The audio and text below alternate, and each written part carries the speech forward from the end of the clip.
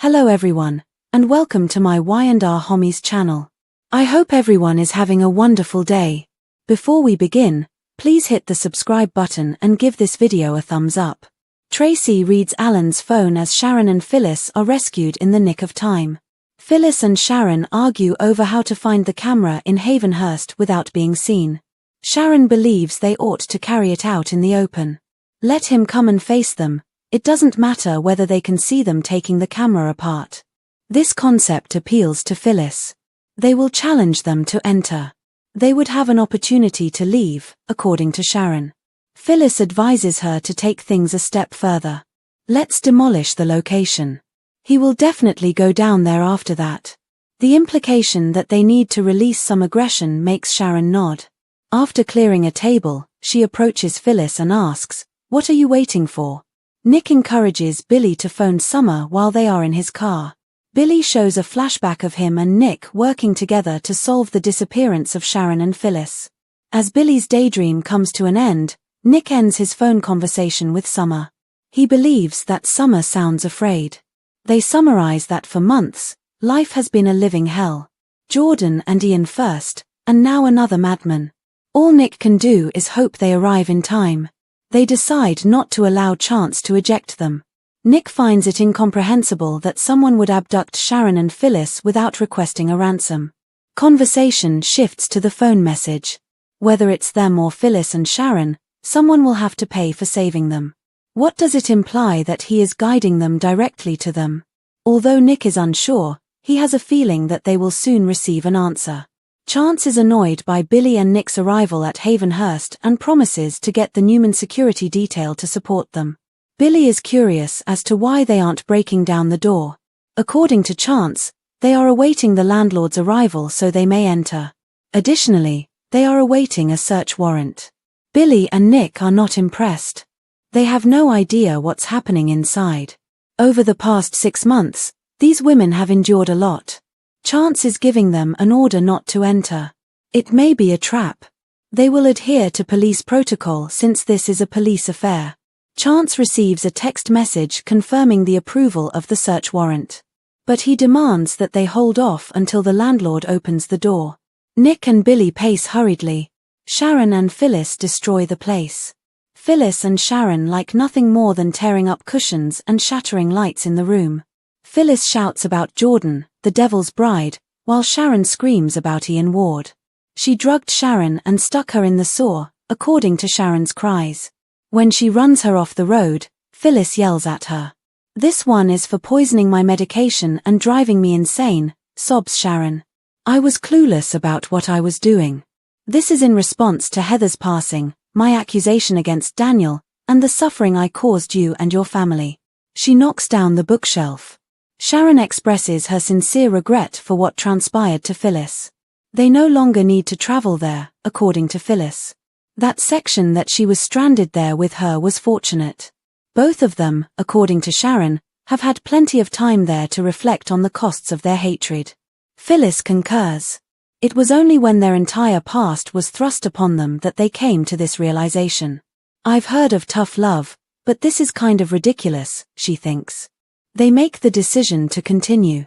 Sharon questions whether they are observing or hearing them. Phyllis yells that they are not going down without a fight and that this is no longer a game. "They must do this for their families," adds Sharon. The sicko is reassured that they are not finished. They must live for their family. After enumerating their kids, they turn to Nick. There's awkward laughing. "Cassidy first," declares Phyllis. "And your new job," Sharon says with a nod. They inquire as to the voice's next course of action. Now it's his time to ponder the situation. "We can't be stopped. You made an effort," Phyllis shouts. Nick and Billy become impatient. Nick attempts to wipe the glass door outside so he can see inside. Billy and he gripe about the landlord's tardiness. Although Chance is aware of their anxiety, he does not want the offender to get away with it on a legal technicality. As they argue, Billy yells about allowing the ladies to perish inside. The landlord arrives with a ring of keys at that same moment and asks what they want him to do. "Open the damn door," yells Billy. Chance asks the man if anyone has been in touch with him recently regarding this location and suggests to wait a moment. The landlord gives a headshake. The structure hasn't been utilized in years. They discover the locks were altered after trying the key. Nick tells the man that they will be breaking down the door. Is there something wrong with that? Phyllis and Sharon are inside, laughing at their cluttered room. Scrapyard chic, quips Sharon. She's truly funny, Phyllis assures her. They didn't realize it until they were in the hellhole.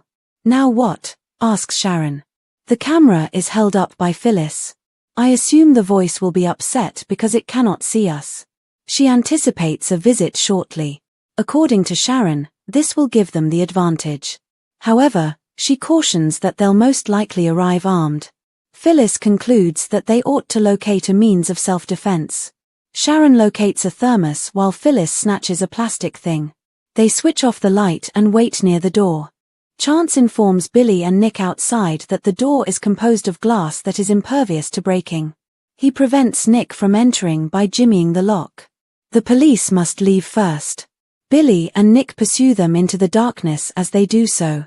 A serious new issue. Phyllis and Sharon hear a distant door close in their room. A notice is sent to one of the burner phones. Here's another puzzle. Ladies, that's not very sportsmanlike. You lose. That seems more like a death threat to Sharon. He's coming for them, Phyllis is certain. Once more, they occupy their post at the door. After everything they've done in their lives to keep their family safe, Phyllis reminds Sharon that they are badass. We are survivors, Sharon says with a nod. Take my hand, says Phyllis. We can do this. The music resumes playing over the speaker as they notice a hissing sound. What is that? Says Sharon. Oh my God, responds Phyllis. It's petrol. Where is it coming from? Wonders Sharon. Phyllis discovers the source as they begin their investigation, but she is unable to switch it off. She tries to plug it with the towel Sharon gives her, but she chokes. Chance steps outside the door with the others. The melody reaches them. Nick yells out Sharon's name and claims to be aware that they are inside. Phyllis cannot stop the gas in the room. He won't win, she shouts to the voice. Chance shouts to them outside the door as Sharon tosses her another sheet. Sharon says, I heard someone, to Phyllis. They are short of time, Phyllis cautions. She should move away from the gas pipe, Sharon advises. If she stays still, she will faint. Billy notes that none of the other rooms were secured outside the door. They begin to test the door. The saving. As Phyllis faints, Sharon enters the room, sees the door handle moving, and reaches for her thermos. Sharon waits while holding the thermos above her head. When Phyllis begins to cough, Sharon advises her to cover her mouth and nose. She hears Nick yelling at her abruptly. Sharon responds to him. Is Phyllis with her? Billy asks. She claims she is, but they must go quickly since she is not feeling well. In order to shoot off the lock, they yell at the women to retreat. They can't, Sharon yells, or there will be an explosion. All right, then back up, replies Nick. He then kicks in the door. Nick snatches Sharon as the guys run in. I've been looking for you, Billy says as he rushes to Phyllis and grips her. She should stay with him, he says. I've got you. They both agree that they must leave. Who is the sicko? Chance informs Billy and Nick later at the ranch that Sharon and Phyllis, who are seated on the sofa, ought to be checked out at the hospital. Nick concurs, but after examining them, the EMTs cleared them to return home. They just want to be somewhere familiar, Billy explains. Do you have anything new? Asks Nick. Chance gives a headshake.